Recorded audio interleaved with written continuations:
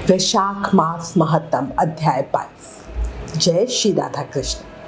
वैशाख के महीने को बहुत ही पवित्र मास कहा जाता है, इसलिए इस महीने में पूजा और उपासना सबसे ज्यादा की जाती है। मुख्य रूप से इस महीने में भगवान विष्णु, परशुराम जी और देवी की उपासना की जाती है। साल में एक बार बांके बिहारी जी महाराज के चरण दर्शन भी इसी महीने में होते हैं।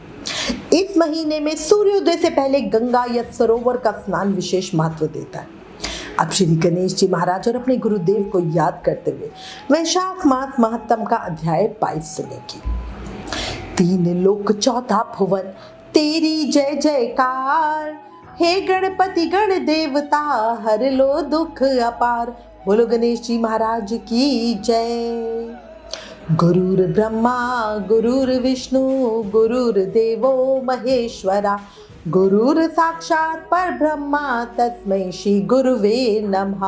बोलो गुरुदेव महाराज की जय।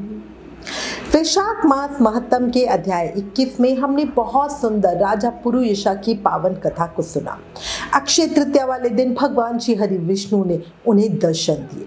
अब आज इस अध्याय में भागवत भक्ति के लक्षण तथा वैशाख स्नान की महिमा के साथ गंगा सप्तमी की महिमा की कथा को भी सुनेंगे। शुरू करते हैं। सूत जी महाराज सभी ऋषियों को भागवत भक्ति के लक्षण तथा वैशाख स्नान की महिमा बताते हुए राजा अम्बरीश और नारद मुनि का वृतांत सुनाते हैं। सूत जी महाराज बोले, एक समय राजा अम्बरीश ने नारद जी से बोला, हे मुनि श्रेष्ठ, आप संपूर्ण लोकों पर अनुग्रह करने वाले हैं। अब आप भक्ति का लक्षण बतलाइए। साधुओं पर कृपा करने वाले हे देव ऋषि, मुझे ये समझाइए कि किस प्रकार मनुष्य को कब, कहाँ, कैसी और किस प्रकार की भक्ति करनी चाहिए। इसके बाद सूत जी बोले, राजाओं में श्रेष्ठ महाराज अम्बरीश के ये वचन सुनकर देव ऋषि नारद जी को बड़ी प्रसन्नता हुई। वो उनसे बोले, राजन सुनो, भगवान की भक्ति समस्त पापों का नाश करने वाली है। मैं तुमसे उस भक्ति का भली भांति वर्णन करता हूँ। भक्ति अनेकों प्रकार की बताई गई है। कौन कौन सी? मानसिक, वाचिक, कायिक, लौकिक, वैदिक तथा आध्यात्मिक। ध्यान, धारणा, बुद्धि तथा वेदार्थ के चिंतन द्वारा जो भगवान विष्णु को प्रसन्न करने वाली भक्ति की जाती है उसे मानसी भक्ति कहते हैं, अर्थात मन से की हुई भक्ति। दिन रात वेद मंत्रों के उच्चारण, जप तथा उपनिषद वेद आदि के पाठ जो भगवान की प्रसन्नता के लिए किए जाते हैं उनका नाम वाचिक भक्ति है, अर्थात मुख से की गई भक्ति। व्रत, उपवास और नियमों के पालन तथा पांचों इंद्रियों के संयम द्वारा की जाने वाली उपासना जो कि शरीर से साध्य होने के कारण कायिक भक्ति की गई है, मतलब शरीर से की गई। ये सब प्रकार की सिद्धियों का संपादन करने वाली भक्ति है। पाद, अर्ध, नृत्य, वादक, गीत, जागरण तथा पूजन आदि के द्वारा जो भगवान की सेवा की जाती है उसे लौकिक भक्ति कहते हैं। ऋग्वेद, यजुर्वेद और सामवेद के जप, संहिताओं के अध्ययन आदि तथा भविष्य की आहुति, यज्ञ आदि के द्वारा की जाने वाली उपासना का नाम वैदिक भक्ति है। द्वैत पुरुषों ने अमावस्या, पूर्णिमा तथा विषुव योग जब रात और दिन बराबर हो, तुला और मेष की संक्रांति आदि के दिन जो यज्ञ करने का आदेश दिया है वो वैदिक भक्ति का साधक है। अब मैं योगजन्य आध्यात्मिक भक्ति का वर्णन करता हूँ, सुनो। योगज भक्ति का साधक सदा अपने इंद्रियों को संयम में रखकर प्राणायाम पूर्वक ध्यान किया जाता है। विश्व से अलग रहते हैं, वो ध्यान में देखते हैं भगवान का मुख अनंत तेज से चमक रहा है। उनकी कमर के ऊपरी भाग तक लटका हुआ यज्ञ प्रवेश शोभा पा रहा है। उनका शुक्ल वर्ण है, 4 भुजाएं हैं, उनके हाथों में वरद और अभय की मुद्रा है। वो पीत वस्त्र धारण किए हुए हैं, उनके नेत्र अत्यंत सुंदर हैं, वो प्रसन्नता से परिपूर्ण दिखाई देते हैं। हे राजन, इस प्रकार योग युक्त पुरुष अपने हृदय में परमेश्वर का ध्यान करता है। जैसे प्रज्वलित अग्नि लकड़ी को भस्म कर डालती है, उसी प्रकार भगवान की भक्ति मनुष्य के पापों को नष्ट कर देती है। भगवान श्री विष्णु की भक्ति साक्षात सुधा का रस है, संपूर्ण रसों का एकमात्र सार है। इस पृथ्वी पर मनुष्य जब तक उस भक्ति का श्रवण नहीं करता, उसका आश्रय नहीं लेता, तभी तक उसे सैकड़ों बार जन्म, मृत्यु और जरा के आघात से होने वाले नाना तरह के दैहिक दुख प्राप्त होते हैं। यदि महान प्रभावशाली भगवान अनंत का कीर्तन और स्मरण किया जाए तो वो समस्त पापों का नाश कर देते हैं। ठीक उसी तरह जैसे वायु मेघ का तथा सूर्यदेव अंधकार का विनाश कर डालते हैं। हे राजन, देव पूजा, यज्ञ, तीर्थ स्नान, व्रतानुष्ठान, तपस्या और नाना प्रकार के कर्मों से भी अंतकरण की वैसी शुद्धि नहीं होती जैसे भगवान अनंत का ध्यान करने से होती है।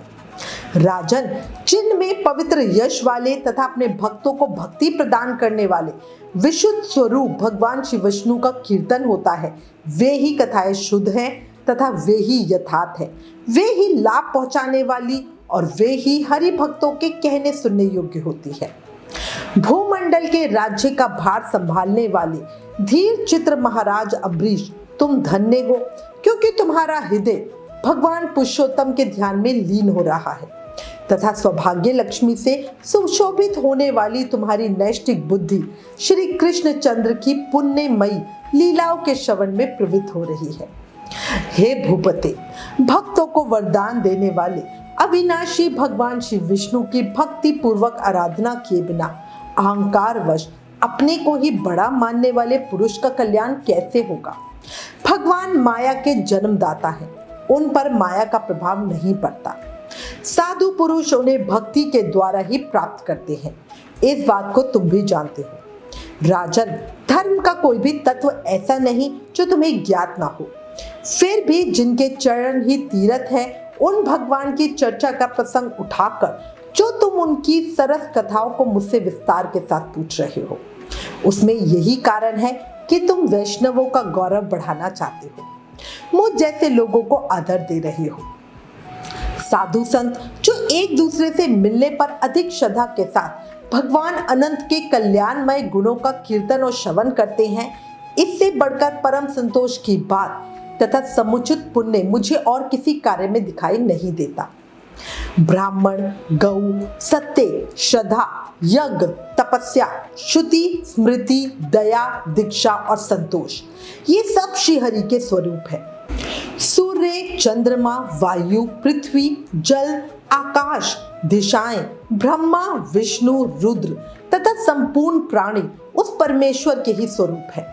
इस चराचर जगत को उत्पन्न करने की शक्ति रखने वाले वे विश्व रूप भगवान स्वयं ही ब्राह्मण के शरीर में प्रवेश करके सदा उन्हें खिलाया जाने वाला अन्न भोजन करते हैं। इसीलिए जिनकी चरण रेणु तीर्थ के समान है, भगवान अनंत ही जिनके आधार हैं, जो संपूर्ण प्राणियों की आत्मा तथा पुण्यमयी लक्ष्मी के सर्वस्व हैं, उन ब्राह्मणों का आदर पूर्वक पूजन करो। जो विद्वान ब्राह्मण को विष्णु बुद्धि से देखते हैं, वही सच्चे वैष्णव है तथा वही अपने धर्म में भली भांति स्थित माने जाते हैं। तुमने भक्ति के लक्षण सुनने की प्रार्थना की थी, सो सब मैंने तुम्हें सुना दिया। अब मैं गंगा स्नान करने के लिए जा रहा हूँ। ये वैशाख का महीना उपस्थित है, जो भगवान लक्ष्मीपति को बहुत प्रिय है। इसकी भी आज शुक्ला सप्तमी है। इसमें गंगा का स्नान अत्यंत दुर्लभ है। पूर्व काल में राजा जनऊ ने वैशाख शुक्ल सप्तमी को क्रोध में आकर गंगा जी को पी लिया था और फिर अपने दाहिने कान के छिद्र से उन्हें बाहर निकाला था। इसीलिए जनऊ की कन्या होने के कारण गंगा जी को जानवी कहते हैं। इस तिथि को स्नान करके जो आकाश की मेखला भूत गंगा देवी का उत्तम विधान के साथ पूजन करता है, वो मनुष्य धन्य और पुण्य आत्मा है। जो वैशाख शुक्ल सप्तमी को विधि पूर्वक गंगा में देवताओं और पितरों का तर्पण करता है, उसे गंगा देवी कृपा दृष्टि से देखती है तथा वो स्नान के बाद सब पापों से मुक्त हो जाता है। वैशाख के समान कोई मास नहीं है तथा गंगा के सदृश दूसरी कोई नदी नहीं है। इन दोनों का संयोग दुर्लभ है। भगवान की भक्ति से ही ऐसा सुयोग प्राप्त होता है। गंगा जी का प्रादुर्भाव भगवान श्री विष्णु के चरणों से हुआ। वो ब्रह्मलोक से आकर भगवान शंकर के जटाजूट में निवास करती है। गंगा समस्त दुखों का नाश करने वाली है। वो अपने इस स्तोत्रों से निरंतर प्रवाहित होकर तीनों लोकों को प्रवृत्त करती रहती है। उन्हें स्वर्ग पर चढ़ाने के लिए सीढ़ी माना गया है। वो सदा आनंद देने वाली, नाना प्रकार के पापों को हरने वाली, संकट से तारने वाली, भक्त जनों के अंतकरण में दिव्य प्रकाश फैलाने की लीला से सुशोभित होने वाली, सगर के पुत्रों को मोक्ष प्रदान करने वाली, धर्म मार्ग में लगाने वाली तथा 3 मार्गों से प्रवाहित होने वाली है। गंगा देवी तीनों लोकों का श्रृंगार है। वो अपने दर्शन, स्पर्श, स्नान, कीर्तन, ध्यान और सेवन से हजारों पवित्र तथा अपवित्र पुरुषों को पावन बनाती रहती है। जो लोग दूर रहकर भी तीनों समय गंगा गंगा गंगा इस प्रकार उच्चारण करते हैं, उनके 3 जन्मों का पाप गंगा जी नष्ट कर देती है। जो मनुष्य 1000 योजन दूर से भी गंगा का स्मरण करता है, वो पापी होने पर भी उत्तम गति को प्राप्त होता है। राजन, वैशाख शुक्ल सप्तमी को गंगा जी का दर्शन विशेष दुर्लभ है। भगवान श्री विष्णु और ब्राह्मणों की कृपा से ही उस दिन उनकी प्राप्ति होती है। माधव मास यानी वैशाख के समान महीना और भगवान माधव यानी विष्णु जी के समान कोई देवता नहीं है, क्योंकि पाप के समुद्र में डूबते हुए मनुष्यों के लिए माधवी जहाज का काम कर देते हैं। माधव मास में जो भक्ति पूर्वक दान, जप, हवन और स्नान आदि शुभ कर्म किए जाते हैं, उनका पुण्य अक्षय तथा 100 करोड़ गुना अधिक होता है। जिस प्रकार देवताओं में विश्वात्मा भगवान नारायण देव श्रेष्ठ है, जैसे जप करने योग्य मंत्रों में गायत्री सबसे उत्कृष्ट है, उसी प्रकार नदियों में गंगा जी का स्थान सबसे ऊंचा है। जैसे संपूर्ण स्त्रियों में पार्वती, तपने वालों में सूर्य, लाभों में आरोग्य लाभ, मनुष्यों में ब्राह्मण, पुण्यों में परोपकार, विद्याओं में वेद, मंत्रों में प्रणव, ध्यानों में आत्मचिंतन, तपस्याओं में सत्य और स्वधर्म पालन, शुद्धियों में आत्मशुद्धि, दानों में अभेदान तथा गुणों में लोभ का त्याग ही सबसे प्रधान माना गया है, उसी प्रकार सब मासों में वैशाख मास अत्यंत श्रेष्ठ है। पापों का अंत वैशाख मास में प्रातः स्नान करने से होता है। अंधकार का अंत सूर्य के उदय से तथा पुण्यों का अंत दूसरे की बुराई और चुगली करने से होता है।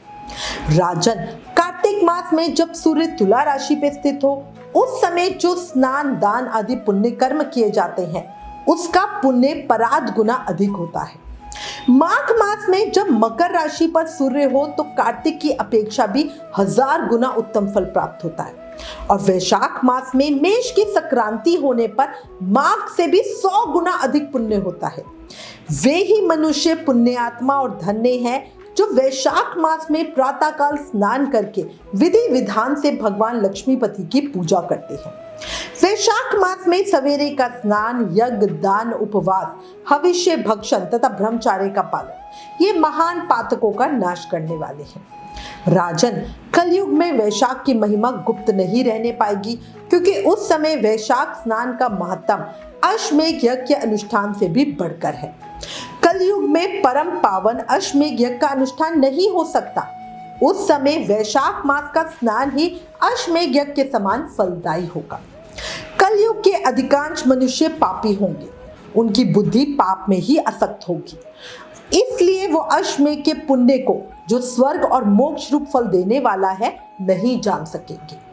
उस समय के लोग अपने पापों के कारण नरक में पड़ेंगे। इसलिए कलयुग के लिए अश्वमेध का प्रचार कम कर दिया गया और उसके स्थान पर वैशाख मास के स्नान का विधान किया गया। वैशाख मास महत्तम अध्याय 22 संपूर्ण। कल वैशाख मास महत्तम के अध्याय 23 में आगे की कथा सुनेंगे। देखो, इस अध्याय में स्पष्ट बताया गया है कि सिर्फ वैशाख मास स्नान करने से ही हमें अश्वमेध यज्ञ का फल मिल जाता है। अभी भी समय है इस पावन वैशाख मास का उपयोग करने। और ये भी पता चल गया है कि कार्तिक से माघ में अधिक पुण्य मिलता है, माघ से भी वैशाख में अधिक पुण्य मिलता है। अब समझ लो और समझ लो। और अंत में मेरी एक और बात सुन लो। क्षण भंगुर जीवन है पगले, कर ले प्रभु का ध्यान रे, ना जाने कब देह कपंची कर जाए प्रस्थान। ये याद रखो, मन में बसा लो, दिमाग में रचा लो। जीवन का कोई भरोसा नहीं है, इसलिए अभी भी समय है। ज़्यादा से ज़्यादा नाम जाप करके जन्म मृत्यु के चक्र से मुक्ति पा लो। और इसका बड़ा सरल हमें ठाकुर जी ने उपाय कर रखा है, क्योंकि कलयुग में केवल नाम आधार है। सिर्फ नाम जाप करके ही भक्ति, मुक्ति, शक्ति, प्रेम सब पाया जा सकता है। इसलिए हर पल, हर समय, हर सांस के साथ प्रेम से, मन से, भाव से जप करते रहो। हरे कृष्ण कृष्ण कृष्ण हरे हरे, हरे राम राम राम हरे हरे। और लास्ट में एक रिक्वेस्ट, प्लीज इन वीडियोस को ज्यादा से ज्यादा शेयर करके वैशाख मास का प्रभाव सबको बताओ, अपने शास्त्रों का ज्यादा से ज्यादा प्रचार करो, ये भी एक सेवा है। Please like, share and subscribe. Thank you. जय श्री राधा कृष्ण।